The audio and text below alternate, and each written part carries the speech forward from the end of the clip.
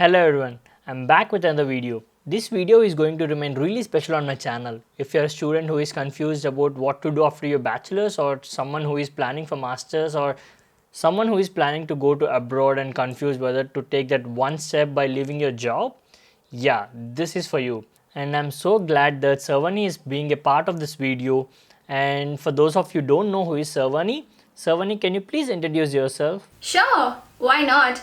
Hi guys, this is Sarvani. I help international students study in Australia, as well as I also talk about education in Australia, jobs in Australia, and a bit of personal development. If you don't know me, then you have to check my channel and don't forget to hit that like button on my latest video and also subscribe to my channel. Awesome.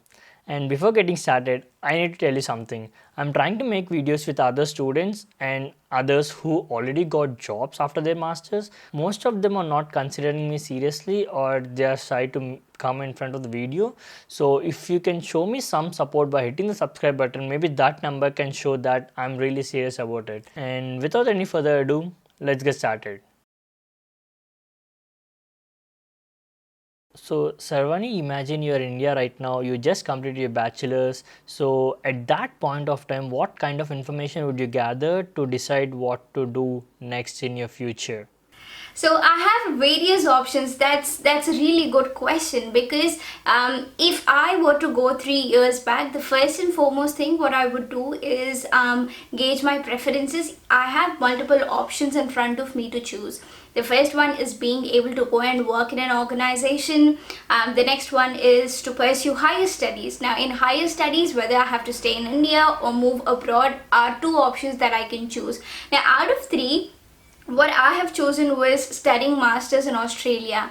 And the first and foremost thing, I would gather all the information about what countries can I travel to and settle, whether it is USA, UK, Australia. We've got Germany. We have a lot of other countries that students generally tend to go and settle. So first I would choose which country do I want to go on basis of multiple factors. Apart from that, after choosing the country, I would like to choose the right course, the right university, the right city to live in, and the list follows. Wow, that's really good. You had a clear planning of where to go, but in my case, I wasn't sure where to go. I thought first Germany was the best option for me based on the tuition fees, and later when I went to a consultancy, they said based on a GPA, it's hard to get in universities in Germany. So they suggested me also to apply in Sweden and some other surrounding countries, but I wasn't sure whether I'll be learning the language and getting settled over there. So the next option for me was Canada in based on tuition fees. And luckily I got an admit from U of A, which has one of the lowest tuition fees in Canada back then, but not right now. It's almost same with other universities from this 2020. And this leads to my next question. So are there any specific places in Australia that the students should choose when they are coming for masters? Maybe to get better opportunities in jobs, or to get better in PR? Okay, so in Australia, basically students are always confused about whether they have to live in metropolitan cities or they have to go towards regional areas for extra points in order to get their PR quickly. So if you ask me my personal opinion, I would say it's always better to stay in a metropolitan city because the exposure is at a higher level.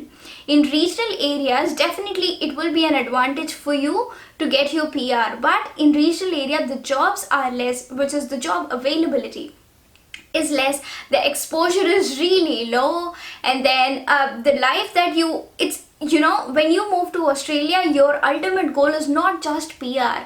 You want to understand the culture, you want to explore, but when you go to regional, you live in an isolated place that is hundreds and hundreds of kilometers away from a city. So you will feel lonely, you will feel isolated, and that's not really a good sign for an international student, for a new international student specifically. If you have studied your masters here in metropolitan city, and maybe in your temporary residence time, if you are moving to regional, then that might be a good decision because you are experiencing both the areas. But if you are a new international student and if you are thinking you can just go to regional, it is very difficult to cope up because the loneliness is going to kill you, trust me. Yeah, I do agree for that because we might choose specific places based on tuition fees or peer opportunities, but most importantly, we are coming here or abroad to pursue a job. So the opportunities for those should be our most priority. True, because that's how you will be able to know how certain workplaces function as well. So you need to know this for professional exposure, not just personal. And I have a really interesting question, and this is the most common question that everyone face when they're planning for abroad. So, what is the best university or the best college? I mean, how to choose the best university or best college for their specific courses? How do you guide them to choose the best university or college for their course?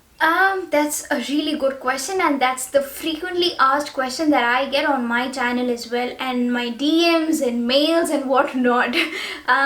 If I have to guide my subscribers or viewers or any student who is planning to move to Australia, there is no university which is called the best university. There is no college which is called the best college. Period. That's it. I've given the answer. You know why? Because the best university is the university that you can afford. The best university is the university wherein your course is available and they teach you what you like. The best university is the university which is in the place where you want to live. That's it. There is no other criteria that you have to compare it against in order to identify which is the best university and which is the best college. For me, I've got offer letters from multiple universities such as Swinburne, RMIT, Deakin, and then La Trobe. Out of all these four universities, I've chosen La Trobe because I wanted to study ICT, which is much more closer to networking, and the fee was really affordable when I compare it to Swinburne and RMIT and Deakin, and it was in a place which is quite closer to the city. So I think that was how I made my decision, and that's how you guys must make your decision, because you do not want to fall into a trap of student loans for years together to pay out that student loan debt. Yeah, that's exactly what's on my mind. So don't get trapped in the ranking thing and all. So ask the students who are studying in that university or college, ask them whether they have job opportunities in that city, whether the course is good or not. Ask these questions rather than asking what's the rank, what is the best college, best university and all. Because just imagine when I came here, University of Alberta is in the third or fourth position from the starting, but now it has gone down. So it depends on a lot of other factors that we are not aware of, which might be changing every year. So will there be any preferences to students or any individuals who are living in some parts of Australia for PR? That's a tricky question because there are different situations one must consider, different scenarios that one must consider under this. Because for certain visa subclass, if you are staying in regional and you've got visa to stay in regional area, you have to further stay in that place itself for about 3 to 5 years. But for certain visa subclasses, you don't have to have that. So it all depends on what visa, under which visa subclass you are applying for your PR. And with that being said, I would also answer this question: will PR give you a job really easily? I would say PR is certainly a step further, which a lot of temporary residents and international students do not have, right? So if you are having a PR versus if you do not have the skills, then definitely you wouldn't be the right person or a right fit for that particular job.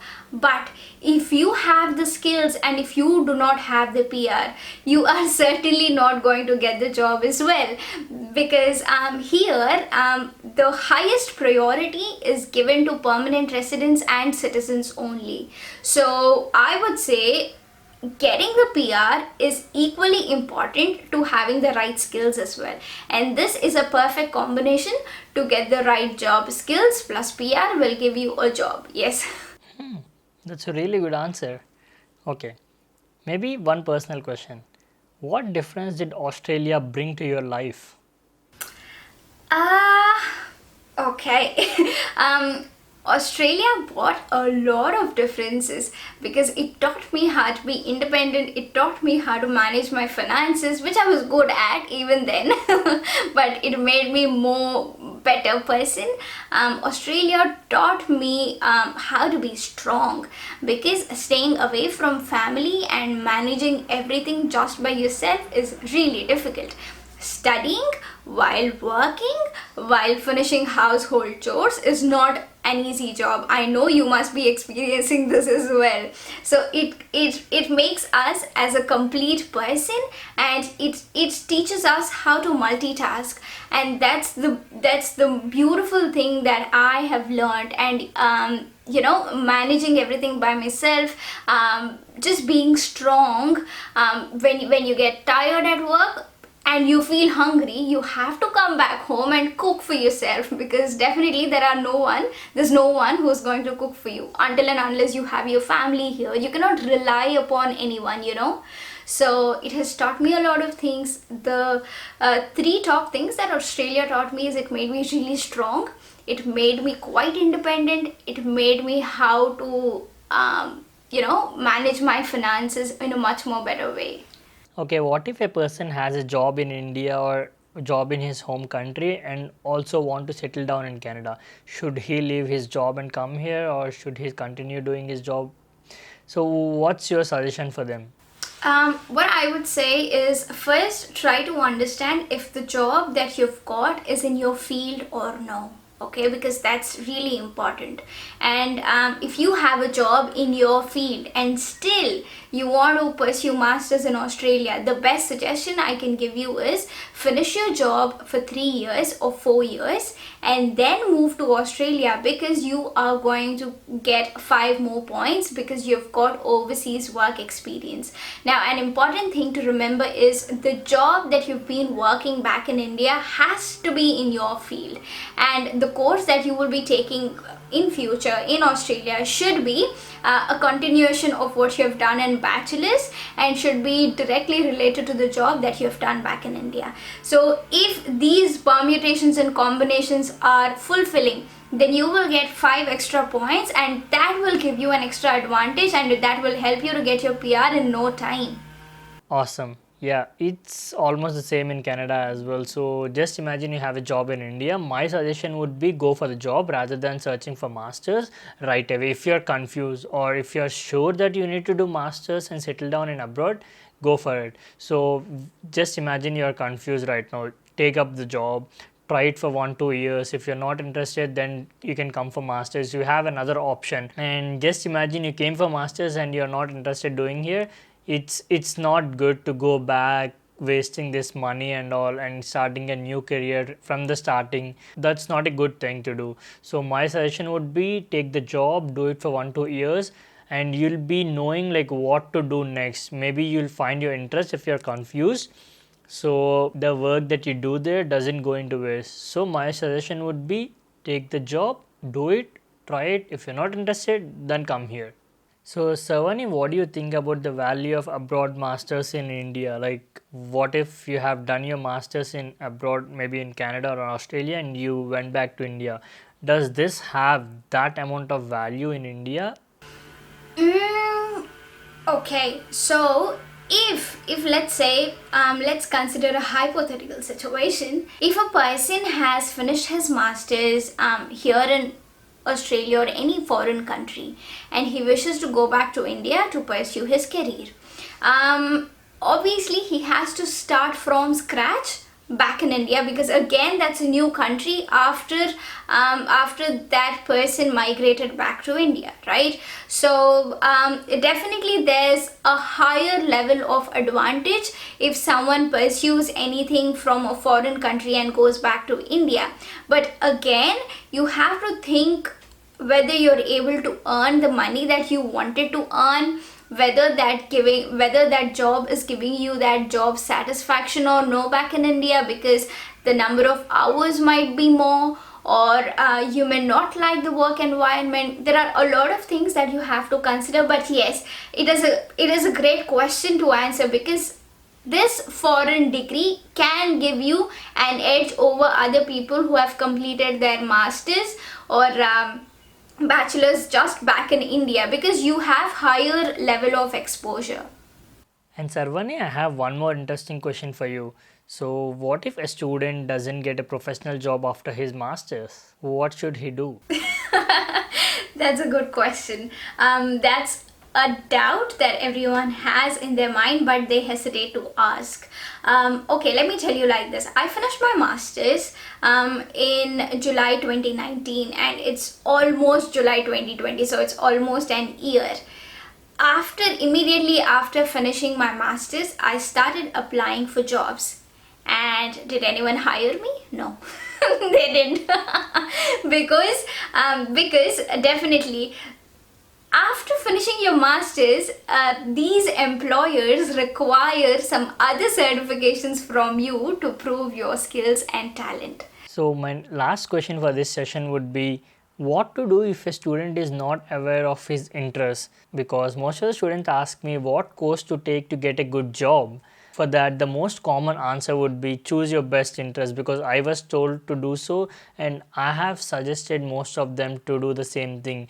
But what if they are not sure? If I have to take an example, even I wasn't sure when I came here. So I did bachelor's in mechanical engineering, so I just took master's in mechanical. It's simple, it's that simple. But after 1 year I thought, maybe no, maybe I'm interested in management. So then I shifted to engineering management. So yeah, it takes time, it's not same for everyone.